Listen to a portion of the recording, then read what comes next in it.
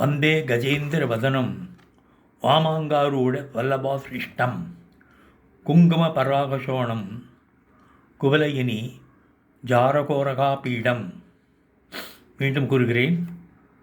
வந்தே கஜேந்திர வதனம் வாமாங்காரூட வல்லபாசிஷ்டம் குங்கும பராகசோணம் குவலயினி ஜாரகோரகா பீடம். இதனுடைய அர்த்தத்தை பார்ப்போம்.